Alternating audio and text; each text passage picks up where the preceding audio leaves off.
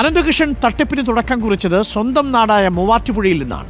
നാട്ടുകാരുടെ വിശ്വാസ്യത മുതലെടുത്ത് നിരവധി പേരിൽ നിന്ന് പണം വാങ്ങി. വർഷങ്ങളായി അറിയാവുന്ന അംഗൻവാടി ടീച്ചറും തട്ടിപ്പിനിരയായി.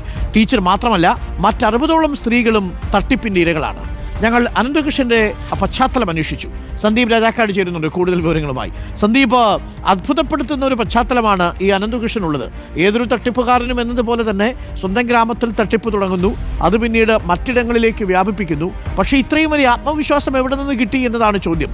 എന്തായിരുന്നു ഈ അനന്തകൃഷ്ണന്റെ ഭൂതകാലം?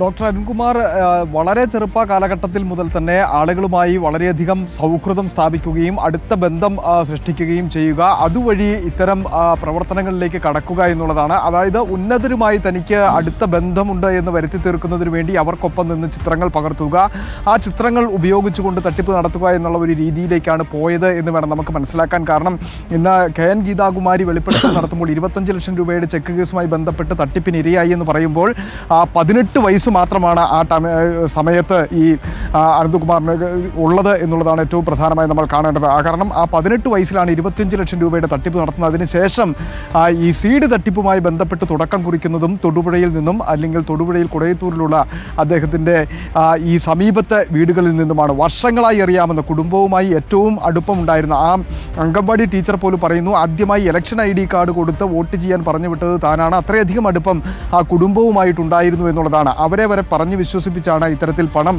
തട്ടിയെടുത്തിരിക്കുന്നത്. ഇന്ന് ഏറ്റവും കൂടുതൽ പരാതികൾ ഉയരുന്നതും തൊടുപുഴയിൽ നിന്നാണ് എന്ന് വേണം നമുക്ക് മനസ്സിലാക്കാൻ.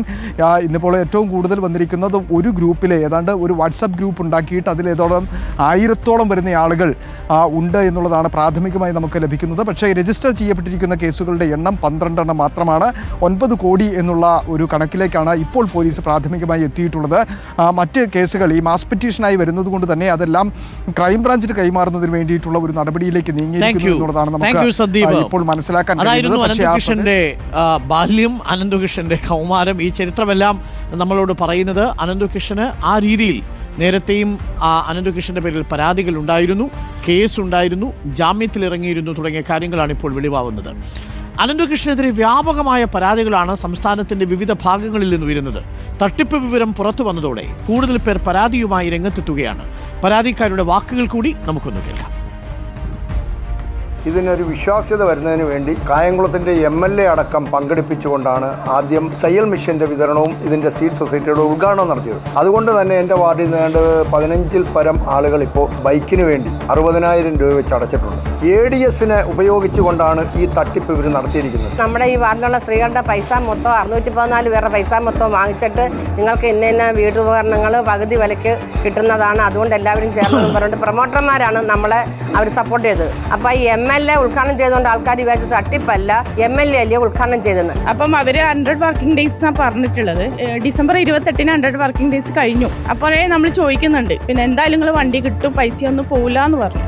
ആ സമയത്ത് ഇത് വന്നത്. എന്നിട്ട് നമ്മളോട് പറയുന്നത്, നിങ്ങൾ കേസ് കൊടുക്കല്ല, അവർ ജാമ്യത്തിൽ ഇറങ്ങിയിട്ട് നിങ്ങളെ ഇതെല്ലാം തരും, വണ്ടി തരും, ക്യാഷ് വേണ്ടുന്നവർ ക്യാഷ് തരും. പക്ഷെ നമ്മളത് കാത്തിക്കാൻ തയ്യാറല്ല. കാരണം നമുക്കത് വിശ്വാസം പോയി. നമ്മൾ കൊടുത്ത പൈസ ഞങ്ങൾക്ക് കിട്ടണം. നമുക്ക് വണ്ടീന് ആവശ്യമുള്ള നമ്മൾ തെറ്റ് ചെയ്തു പോയി, നമ്മൾ വിശ്വസിച്ചു പോയി. പിന്നെ നമ്മൾ വിശ്വസിക്കുന്ന രൂപത്തിൽ ഇവർ പിന്നെ ഉദ്ഘാടനമൊക്കെ ചെയ്തേ. സുമേഷ് സാർ ഉണ്ടായിരുന്നു MLA.